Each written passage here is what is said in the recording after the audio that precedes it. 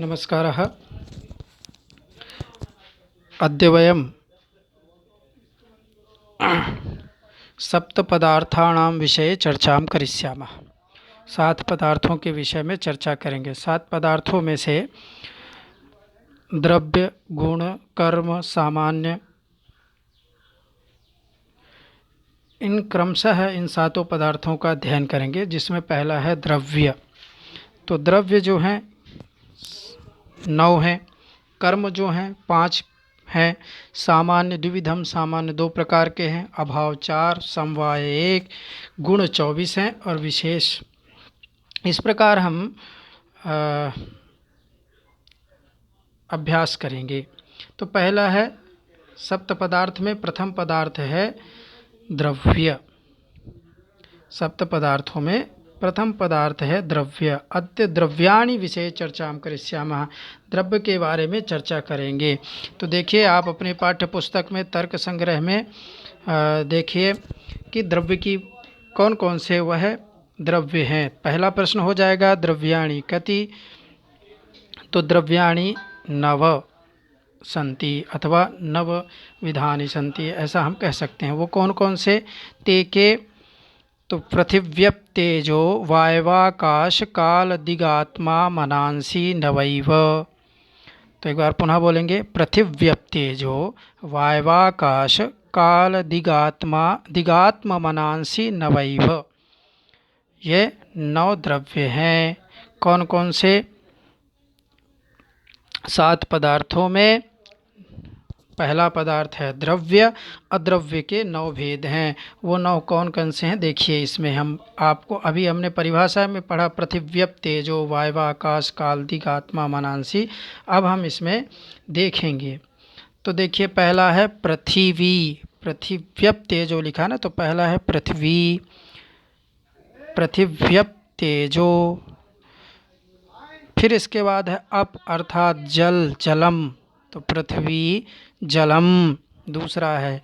अब देखिए, हम पहले परिभाषा लिखेंगे, परिभाषा के बाद संस्कृत में कैसा लिखना है यह हम आपको बता रहे हैं।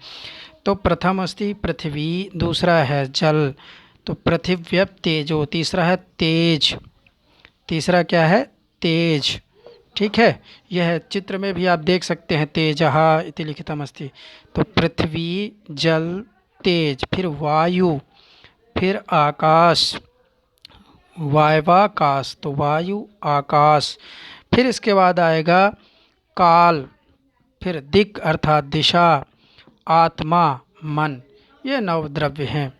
अब देखिए, अब हम इसमें देखेंगे चित्र में।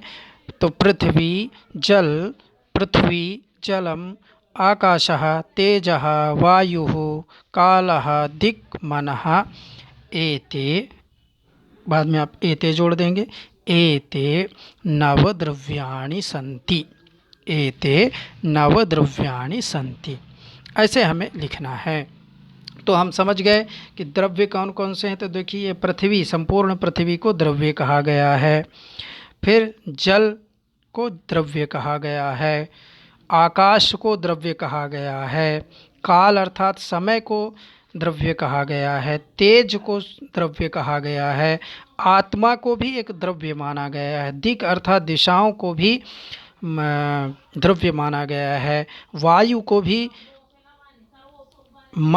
वायु को भी द्रव्य माना गया है।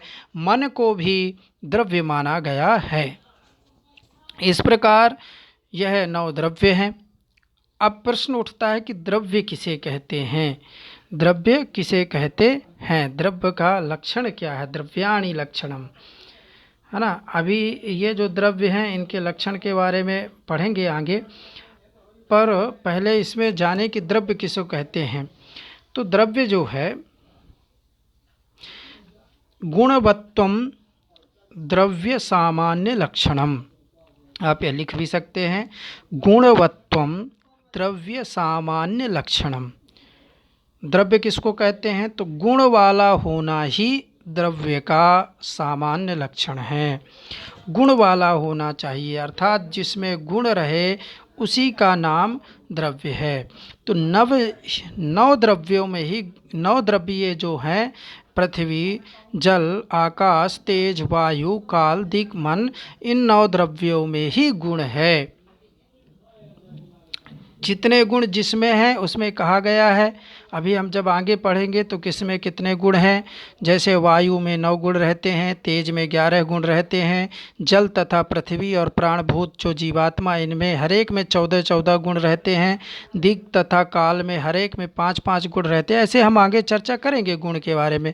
तो गुण जिसमें बताएं, जो सामान्य लक्षण है द्रव्य का, गुणवत्वम, या आप यह लिखेंगे गुणवत्वम द्रव्य सामान्य लक्षणम। प्रश्न हो सकता है सामान्य लक्षणम किम, द्रव्य लक्षणम किम, तो आप लिखेंगे गुणवत्वम द्रव्य सामान्य लक्षणम, गुणवत्वम द्रव्य सामान्य लक्षणम। अभी हमने जब पदार्थ का लक्षण पूछा था तो ज्ञेयत्वम, जिसमें विषय होना चाहिए, है ना, जो विषय हो, ज्ञान का विषय हो, उसे हमने पदार्थ कहा था। अब यहाँ हम द्रव्य का लक्षण कर रहे हैं कि गुण हो जिसमें, है ना, जिसमें गुण वाला होना ही द्रव्य का लक्षण है। तो ऐसे इनमें सब में गुण हैं, पृथ्वी, जल, इसलिए कहा गया है। देखिए अभी आप देखेंगे गुण देखेंगे तो गंधवती पृथ्वी, द्रव्य के लक्षण जो हैं, है ना, शब्द गुणकम आकाशम, उष्ण स्पर्शवत्तेजः, रूप रहित स्पर्शवान वायु, ऐसे इनमें गुण बताए गए हैं।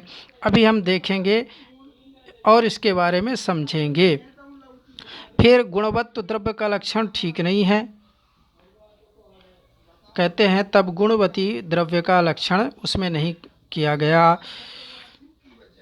जिस लक्षण में घट उत्पन्न होता है उस क्षण में निर्गुण ही उत्पन्न होता है। द्रव्य तो वह है परंतु गुण से रहित है, तब गुणवती द्रव्य का लक्षण उसमें नहीं गया।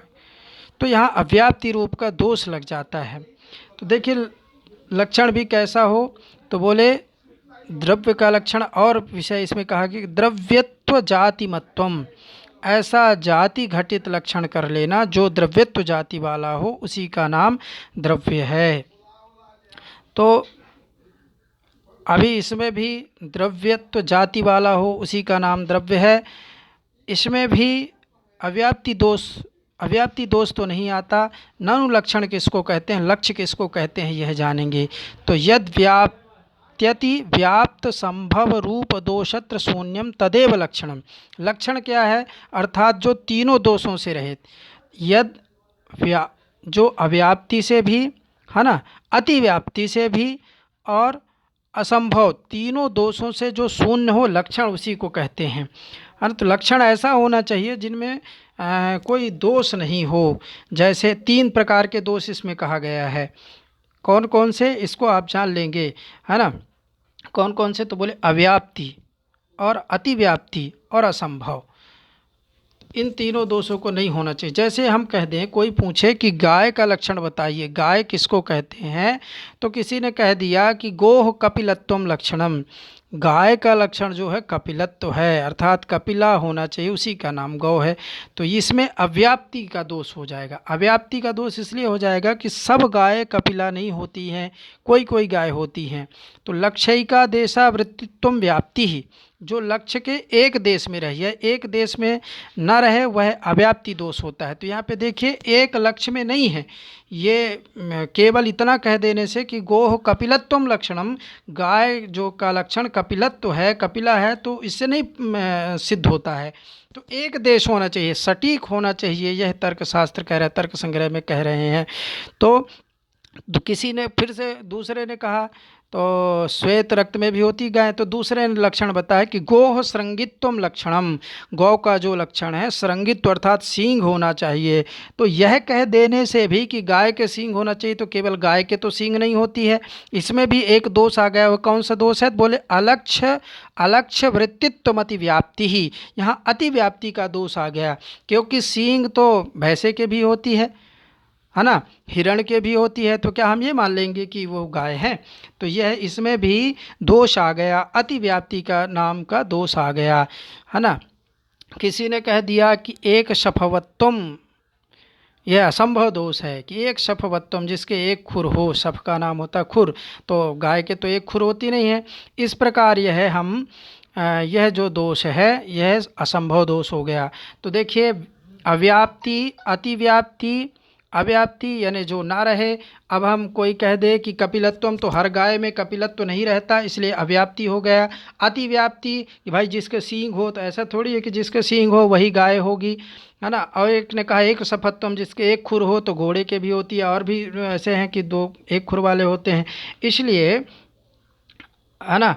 इसलिए यह स्पष्ट एकदम सटीक नहीं है। कोई गाय का सटीक क्या हो, तो बोले शासनादिमत्वम गौर लक्षणम। गाय का जो सटीक लक्षण है, बोले शासनादिमत्वम गौर लक्षणम, जो शासनादिकों वाली हो। अब शासना का अर्थ यहाँ है गला जो लटकता है, गायों का ही गला लटकता है। देखे होंगे आप गाय के, आप गाय जो गौ माता पालते हैं घरों में, वो बढ़िया गला को खुजलाते भी हैं, थोड़ी सी उनको सहलाते भी हैं। तो गाय का जो लक्षण है शासना, इसको शास्त्रों में शासना कहा गया है। जो गल कंबल, उसको शाब्दिक हिंदी में कहते हैं गल कंबल, गले में जो गला जो लटकता है। तो शासना और श्रृंग दोनों जिसमें हो उसी का नाम गौ है। तो आप देखिए कि गला जो भैंसे में तो नहीं लटकेगा, आप ये देखे होंगे। तो यह एकदम सटीक है कि शासनादिमत्वम गौर लक्षणम। तो गाय का जो लक्षण है वो शासनादिमत्व है। इस परिभाषा को आप याद कर सकते हैं, शासनादिमत्वम गौर लक्षणम। गाय का जो लक्षण है वो शासनादिमत्व है। इस प्रकार हम यह समझेंगे कि लक्षण जो है वह दोषों से रहित होना चाहिए, यह कहने का अर्थ है ना। कि जिसका भी लक्षण किया जाए वह दोषों से रहित हो, उसमें फिर दोष नहीं होना चाहिए, एक सटीक होना चाहिए। तो लक्षण के बारे में हमने चर्चा किया। अब आज हम इस विषय को यहीं पे समाप्त करेंगे। आगे हम